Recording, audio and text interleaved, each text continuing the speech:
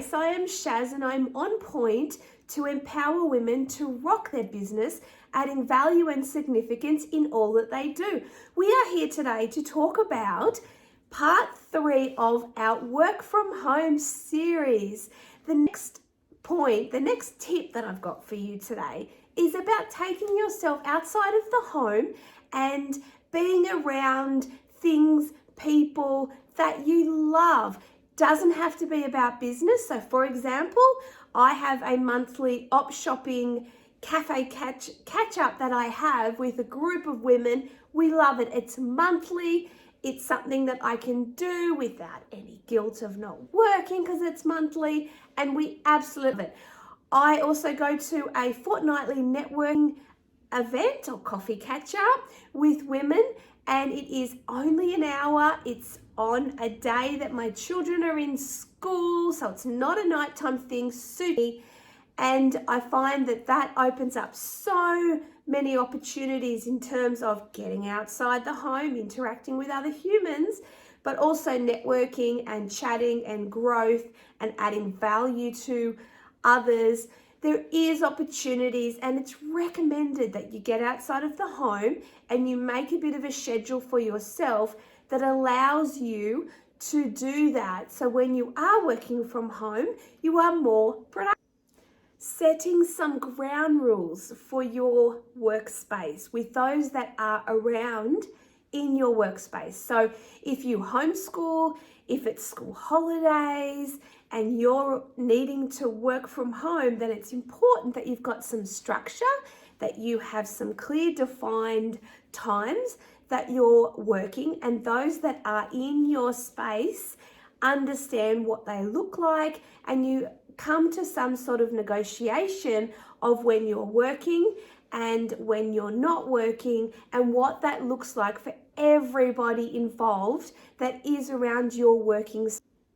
I would encourage you to show up for Zooms, to create a mastermind. If you're not a part of anything within your industry that allows you to show up, to have a voice, and to grow via Zoom or any platform where there is a video, then I'd recommend that you have a look at what's available. And if there's something that's not available, create a mastermind.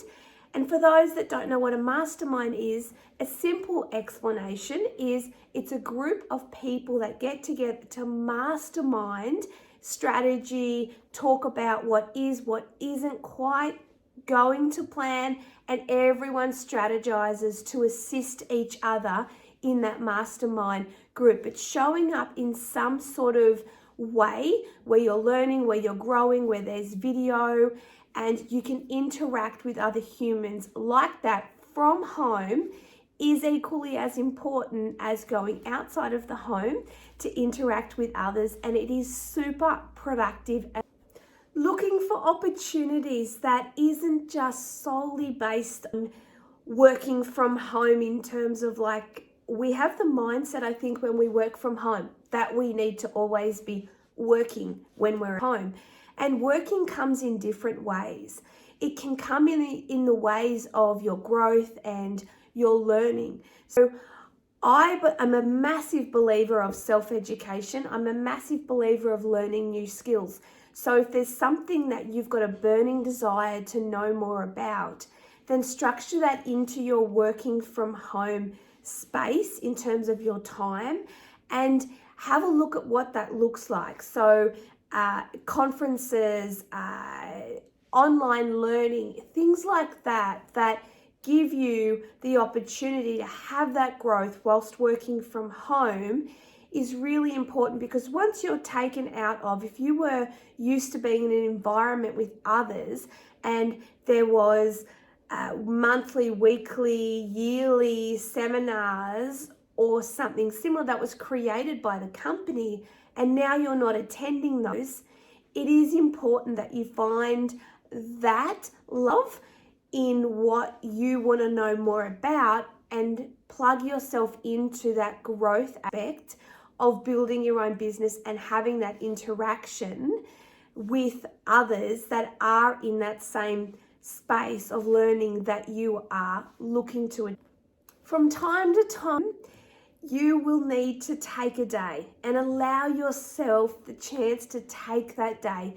If you're feeling flat, if you're feeling like the walls are caving in and you really just need to take a day. So when you're working for somebody else and if you're not feeling your best, you're ill, you take a sick day. When you're working from home, we tend not to do that, and it's important that we do that.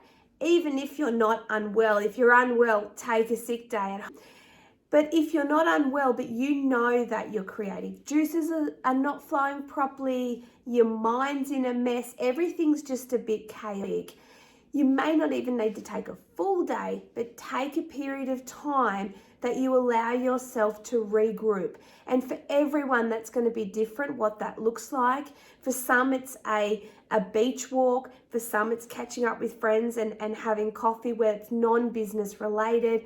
It could be a lot of different things, going out for dinner, reading a book. Allowing yourself that chance to regroup will mean that once that day has passed, you will come back into your work from home fresh and ready to tackle the tasks at hand. And to finish up this series of working from home, it's been so great to be here with you sharing my tips on working from home.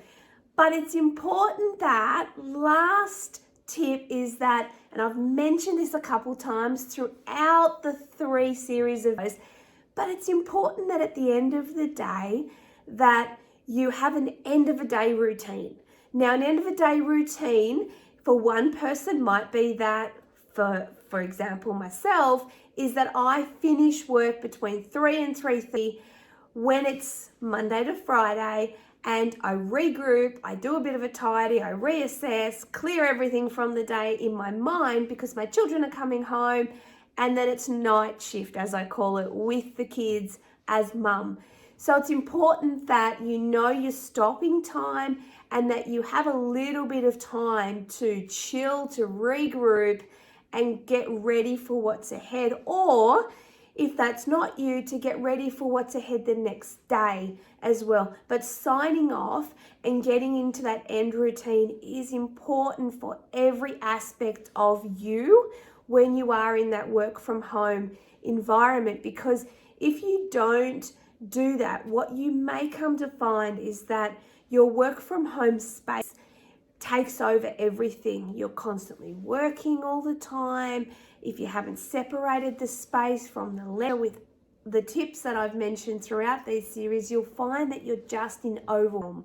So you have a choice to be productive and proactive to run the business or let the business run you. At the end of the day, you're choosing what you're choosing, and knowing that it is your choice how you spend your days and what you choose to do, I think is so empowering, because you then have the ability to make the changes that you need to make to have that blissful work from home experience that I know a lot of us, we crave for. It is there for you though. It is just a shift in a few things and allowing yourself the opportunity to be you in that work from home environment, but with a little bit of structure as well. I look forward to speaking with you and seeing you all again very soon.